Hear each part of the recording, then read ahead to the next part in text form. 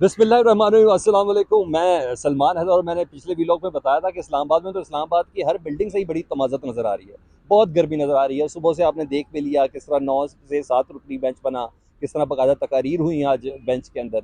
लेकिन नहीं, मैं ज़रा थोड़ा डिफरेंट एंगल पे रखना चाहता हूँ। सईद मेरे साथ मौजूद हैं। अंदर की रिपोर्ट तो लेंगे ही लेंगे, लेकिन सईद अपनी रिपोर्टिंग को माजी से मुत्तसिल भी बहुत रखते हैं।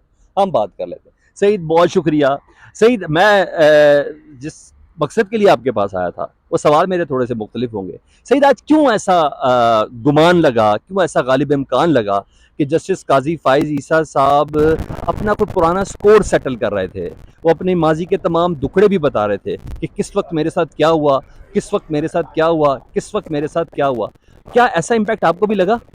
बहुत शुक्रिया सलमान साहब। देखें, जब केस की समाअत का आगाज़ हुआ तो जस्टिस काजी फ़ायज़ ईसा साहब थोड़े से आप समझे कि गर्म मिजाज के मशहूर तो हैं। दौरान समाअत भी मुख्तलिफ़ मुकदमात में हमने देखा उनको कि वो वकीलों की छोटी छोटी बातों पर वो अचानक गुस्से में भी आ जाते हैं।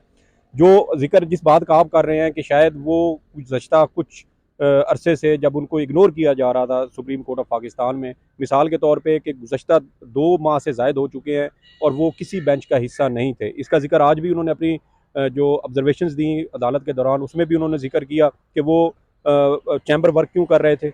एक तो उन्होंने उसका ज़िक्र और किया। बार बार कह भी रहे थे कि इस चैम्बर वर्क में क्या क्यों कर रहा था, ये चीफ जस्टिस साहब बताएंगे। जी, जी। उसकी उसकी वजह शायद यही थी कि जब प्रैक्टिस एंड प्रोसीजर कानून मंजूर हुआ और उसी से पहले जस्टिस काजी फ़ायज़ ईसा, जिसका उन्होंने ज़िक्र किया 5 मार्च का, कि उन्होंने एक जुडिशल आर्डर जारी किया था जिसमें उन्होंने ये कहा था कि जब तक सुप्रीम कोर्ट के में जितने भी केसेस हैं, आर्टिकल 184(3) के तहत जितने भी केसेस इस वक्त ज़ेरे इल्तवा हैं, उन तमाम केसेस के हवाले से जब तक कोई रूल्स फ्रेम नहीं कर लिए जाते, क्योंकि आर्टिकल 184(3) के रूल्स फ्रेम करने का मुतालबा पहले तो वकला तंजीमें करती थी, वकला रहनुमा करते थे। अब सुप्रीम कोर्ट के जो जजेस हैं, जिसमें आप देखें मुस्तकबिल के चीफ जस्टिस मंसूर अली शाह हैं, मुस्तकबिल के चीफ जस्टिस याहिया अफरीदी हैं, मुस्तकबिल के चीफ जस्टिस काजी फ़ायज़ ईसा हैं। तो ये वो जजेस हैं जो बार बार ये मुतालबा कर रहे हैं कि आर्टिकल 184(3) को रेगुलेट करने के लिए कुछ पैरामीटर्स तय होने चाहिए, कुछ रूल्स तय होने चीफ चाहिए। जस्टिस ये क्लियर किया कि हमने उस पैरामीटर्स के लिए गवर्नमेंट ने ही हमसे वक्त मांगा। मैंने थोड़ी सी टेक्निकल चीज़ पूछनी है आपसे, क्योंकि व्यूअर्स अब ये जानना चाह रहे हैं। एक कानून बनने से पहले ही चीफ जस्टिस साहब ने 8 रुकनी बेंच ने कहा, बादियुन नज़र में ये सुप्रीम कोर्ट के ऊपर हमला है, उसके इख्तियारात के ऊपर हमला है। जब चाहे सदर मुमलिकत दस्तखत करें या ना करें, ये कानून नहीं बन सकता जब तक ये केस अंडर हेयरिंग है।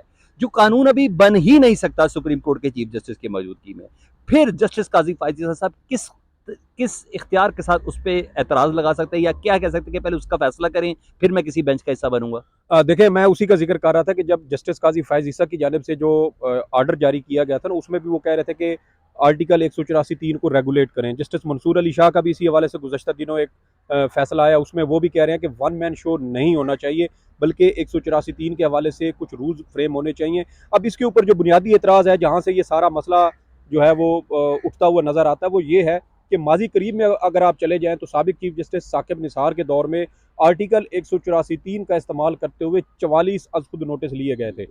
सबसे ज़्यादा किसी भी चीफ जस्टिस के टेन्योर की अगर हम बात करें तो ये सबसे ज़्यादा अज़खुद नोटिस थे।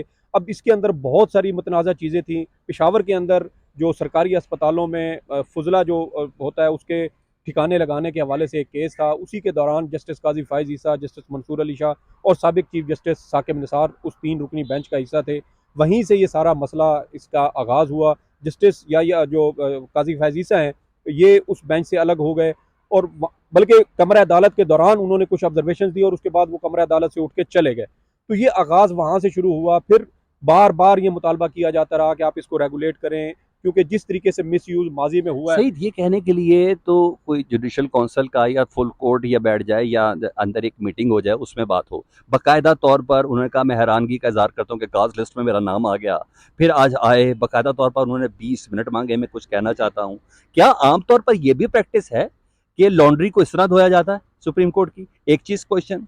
दूसरा क्वेश्चन मेरा आपसे यह है कि जब जस्टिस काजी फायज साहब से आज कुछ भी उम्र में तो बड़े होंगे, खोसा साहब जो वकील थे, शायद, हाँ जी, ठीक है, उम्र में उम्र में बड़े। बड़े, एतजाज एहसन भी बड़े होंगे। जी, जी। तो काफ़ी तुनक के भी बात हुई उनसे, जी, जी। काफ़ी तुनक के भी बात हुई कि जैसे वो बड़े एग्रेसिव हैं। उन्होंने कहा मुझे थोड़ा खुश तो लेने दें, क्योंकि ये कोई सियासी बयान ना दें। कोई सियासी स्टेटमेंट ना दें। जिस तरह एतजाज़ है, हमने कहा आपके घर का मामला, उन्होंने कहा घर मेरा वो है, ये सुप्रीम कोर्ट है, ठीक है।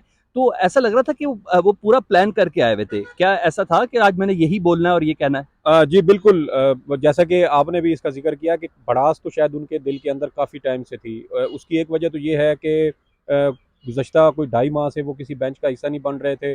जब से ये चीफ जस्टिस बने हैं, यानी 2 फरवरी 2022 को justice Umar Ata Bandial chief justice of Pakistan के ओहदे पर आए बैठे, और उस वक्त से लेके अब तक जस्टिस काजी फ़ाइज़ ईसा जो सुप्रीम कोर्ट के सीनियर तरीन जज हैं, उनको कोई अहम केस जो है वो नहीं दिया गया। मिसाल के तौर पे पिछले साल डिप्टी स्पीकर कौमी असम्बली की रूलिंग का मामला था, अज़गुद नोटिस लिया गया, उसमें जस्टिस काजी फ़ाइज़ ईसा नहीं थे।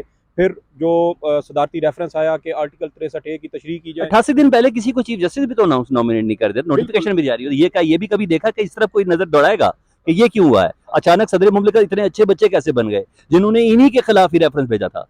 देखें, ये वाकई एक अनोखी बात थी कि माजी में जितने भी चीफ जस्टिस गुजरे हैं, आप साबिक चीफ जस्टिस गुलजार अहमद की बात कर लें, साबिक चीफ जस्टिस आसिफ सईद खोसा की बात करें, या जस्टिस उमर अता बंदयाल की बात करें, तो इन सब के जो नोटिफिकेशन हुए थे वो 15, 18, 20, 21 या 22 रोज पहले हुए थे। अब जस्टिस काजी फ़ाइज़ ईसा का 3 माह तकरीबन 88 दिन बनते हैं, 88 दिन पहले ये नोटिफिकेशन कर देना, शायद इसका मकसद हुकूमत की नज़र में ये था कि चीफ जस्टिस को, जो मौजूदा चीफ जस्टिस है, उनको किसी तरह दबाव में लाया जाए। लेकिन दबाव में लाया जाए कि जस्टिस काजी फ़ाइज़ ईसा साहब का सुप्रीम जुडिशल काउंसिल का भी एक वो जो रिव्यू का जो फैसला है वो भी आना बाकी है। क्या वो भी करता है कि उनको थोड़ा कॉन्फिडेंस भी आए इस चीज़ का? देखिए, कॉन्फिडेंस आने का तो शायद इतना ज़्यादा ना होता, क्योंकि जो क्यूरेटिव रिव्यू पिटीशन है उसका, उसी का शायद आप जी, जी, हवाला दे बिल्कुल। रहे हैं, तो वो पाकिस्तान के अंदर कोई रिवायत नहीं है।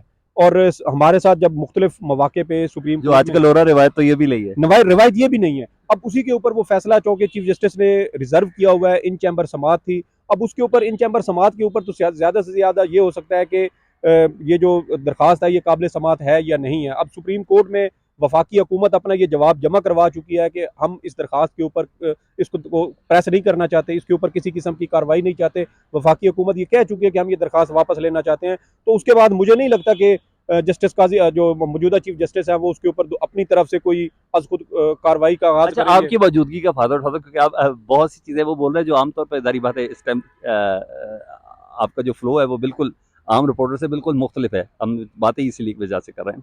मुझे सिर्फ ये बताएं, क्या ऐसा नहीं लगा आज जस्टिस काजी फ़ाइज़ साहब अगर ये कहते हैं कि मैं इस बेंच पर नहीं बनना चाहता तो तब फंसते थे? अगर वो इस बेंच का हिस्सा रहते तब फंसते थे कि इतनी जल्दी जीएचक्यू के आमने सामने होना इतना को मुनासिब भी नहीं है ना सर। ये तो सभी जानते हैं जी कि इतनी जल्दी इधर आते साथ ही उन्होंने कहा था थोड़ा वेट ले लें, इतना बड़ा बोझ एकदम कुछ वो अलहदा बात है कि शायद चीफ जस्टिस ने मेरे को अपना सुपर स्ट्रोक खेला हो या मास्टर स्ट्रोक खेला हो। तो ये वाला एक्सक्यूज़ इतना तगड़ा नहीं चैम्बर से हटना कि भाई जब तक उस केस का फैसला नहीं होगा तब तक मैं इस बेंच को ही सही नहीं समझता। देखिए, जस्टिस काजी फ़ाइज़ ईसा साहब के ऊपर जो तनकीद की एक बुनियादी वजह है वो यही है कि शायद वो चीफ जस्टिस बनने से पहले अब जो इख्तियारात हैं वो इस्तेमाल करना चाहते हैं। अब 3 रुकनी कमेटी बनती है प्रैक्टिस एंड प्रोसीजर कानून के तहत। अब उसमें जस्टिस काजी फ़ाइज़ ईसा भी हिस्सा होंगे, जस्टिस सरदार तारिक मसूद होंगे, और फिर चीफ जस्टिस ऑफ पाकिस्तान होंगे। अब इन तीनों जजेस की मशावरत से कोई भी फैसला होगा। अब कानून के मुताबिक अक्सरियती फैसला किया जाएगा। अब जस्टिस काजी फ़ाइज़ ईसा और जस्टिस सरदार तारिक मसूद ये हम ख्याल जजेस तस्वुर किए जाते हैं। अब अगर ये 3 रुकनी कमेटी किसी केस का फैसला करती है, बेंच में शामिल जजेस या बेंच कंपोजिशन के ऊपर कोई फैसला करती है, तो चीफ जस्टिस अकलियत में है। 2 जजेस हैं, ये अपनी मर्जी का वो फैसला कर सकते हैं। चल अंदर की एक बात बता दें, जब इसी तरह के इफ्तिखार मोहम्मद चौधरी साहब सुओ मोटो लेते थे, वो भी बड़ा धड़ल्ले से पूरा पाकिस्तान के अंदर जान हिल जाती थी एक बार कि ये सुओ मोटो है। उस वक्त ये कभी ख्याल नहीं आया। इसी तरह निसार साहब, साकिब निसार साहब, वो करते थे, किसी को ख्याल नहीं आया। इस बार एक आधा ही केस और फिर इतनी ज़्यादा कानून साजी और लेजिस्लेशन का ख्याल आया। क्या ये सिर्फ किसी फ़र्द वाहिद, किसी इदारे की तरफ से है, पार्लियामेंट की ख्वाहिश है, किसी पार्टी की ख्वाहिश है, क्या है? देखें, आपको याद होगा 10 अप्रैल को पार्लियामेंट का मुश्तरका इजलास था। उसी दिन पार्लियामेंट के अंदर आईन पाकिस्तान की गोल्डन जुबली भी मनाई गई थी। सुप्रीम कोर्ट के 15 जजेस थे उस वक्त, और तमाम 15 जजेस को दावतनामे अरसाल किए गए थे। 15 जजेस में से जस्टिस काजी फ़ाइज़ ईसा वाहिद जज थे जो उस दिन पार्लियामेंट में गए। मना भी किया था चीफ मना भी जस्टिस किया, ने। जी जी, जी। जी। तो 14 जजेस नहीं गए, जिसमें इन्हीं के हम ख्याल जजेस मंसूर अली शाह हैं, सरदार तारिक मसूद है। क्यों? क्योंकि वो एक सियासी फोरम था, सियासी फोरम के अंदर सियासी तकारीर हुई, अब फिर जब जस्टिस काजी फैज़ ईसा की बारी आई तो आपको याद होगा इन्होंने कहा कि मैं तो समझा था कि शायद यहाँ पर कोई सियासी तकरीर नहीं की जाए। तो जब देखें ना, जब आप एक सियासी फोरम पे जा रहे हैं और आपको मालूम है कि वो सियासतदान है और सियासतदानों ने सियासी तकारीर ही करनी है, तो आप वहाँ साबिक सदर आसिफ जरदारी के साथ बैठे हुए हैं, ठीक है, आप वो जो वजीर खजाना है इसहाक डार, आप उनके साथ बैठे मैसेज हुए पास हैं, हो गया। मैसेज पास हो गया। और हमने ये देखा, खुद ऑब्जर्व किया कि उसी वो तरह का लोग, मैसेज पास हुआ जिस तरह आर्मी चीफ ने अपने साथ जनरल बाजवा साहब जी को जी जी बिठाया जी था ना, बिल्कुल वो बिल्कुल, इस्तेकाम पाकिस्तान का जो था शोहदा के शोहदा, हवाले से, जी जी जी, जी, यौम तकरीम शोहदा के ऊपर शोहदा के हवाले सेम से वही मैसेज गया था वही ना। मैसेज गया था।